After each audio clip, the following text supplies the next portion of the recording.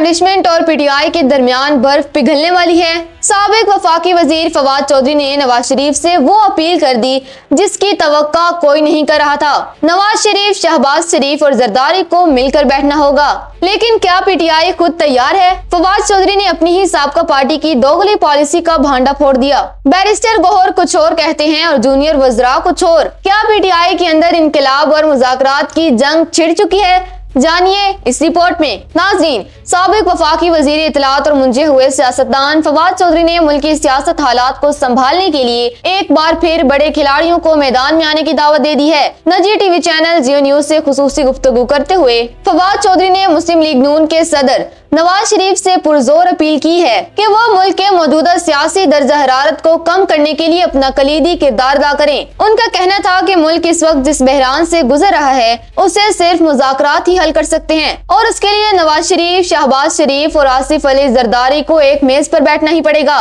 फवाद चौधरी ने एक अहम इंकशाफ करते हुए बताया कि नेशनल डायलॉग कमेटी ने वजीर आजम शहबाज शरीफ को मुलाकात की बाकायदा दरख्वास्त भेजी है, ताहम अभी तक ईवान वजीर आजम की जानिब से कोई जवाब मौसूल नहीं हुआ।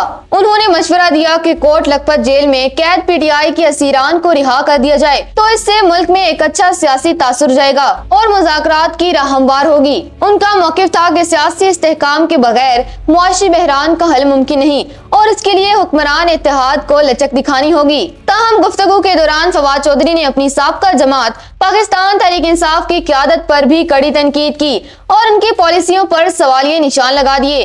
उन्होंने हैरत का इजहार करते हुए पूछा कि आखिर पीटीआई की असल पॉलिसी है क्या? उनके मुताबिक तहरीक इंसाफ इस वक्त दो हिस्सों में बटी हुई नजर आती है, जहां आधी पार्टी इनकलाब के ख्वाब देख रही है तो बाकी आधी मुज़ाकरात के हक में है। उन्होंने बैरिस्टर गौहर और खैबर पख्तूनख्वा के जूनियर वज़रा के बयानात में तजाद को पार्टी की कमजोरी करार दिया। नाज़रीन, फवाद चौधरी ने पार्टी के अंदरूनी इख्तिलाफात की एक बड़ी मिसाल देते हुए कहा कि एक तरफ सलमान अकरम राजा अफगानिस्तान से होने वाली दहशतगर्दी का तस्करा करते हैं तो दूसरी तरफ खैबर पख्तूनख्वा के वजीर आला सुहेल अफरीदी उनके इस बयान से बिल्कुल मुत्तफिक नजर नहीं आते। उन्होंने वाज़ेह किया कि जब तक पीटीआई की अपनी सफों में इत्तेहाद और वाज़ेह पॉलिसी नहीं होगी तब तक हुकूमत के साथ किसी भी किस्म के मुज़ाकरात का कामयाब होना मुश्किल नजर आता है। नाज़रीन, फवाद चौधरी का नवाज शरीफ से रुजू करना इस बात की अलामत है कि वो अब भी खुद को एक बर्ज बिल्डर यानी पुल का किरदार अदा करने वाला के तौर पर देख रहे हैं। पहली बात ये कि फवाद चौधरी का पीटीआई की तकसीम पर तबसरा बिल्कुल दुरुस्त नजर आता है। तहरीक इंसाफ इस वक्त वाकई एक पॉलिसी बहरान का शिकार है। जेल से आने वाले पैगामात और बाहर मौजूद क़यादत के बयानात अक्सर एक दूसरे की नफी करते हैं। वजीर आला सुहेल अफरीदी और सलमान अकरम राजा के दरमियान दहशतगर्दी जैसे हसास मामले पर इख्तिलाफ राय जाहिर करता है कि सूबाई हुकूमत और वफाकी क़यादत के दरमियान हम आहंगी की शदीद कमी है।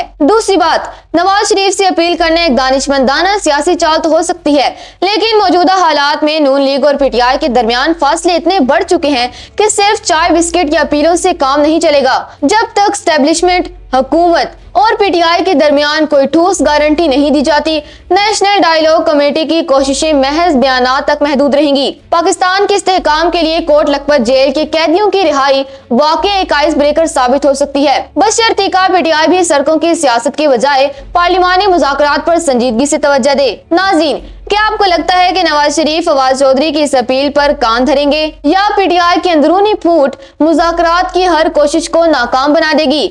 अपनी राय कमेंट्स में जरूर दें।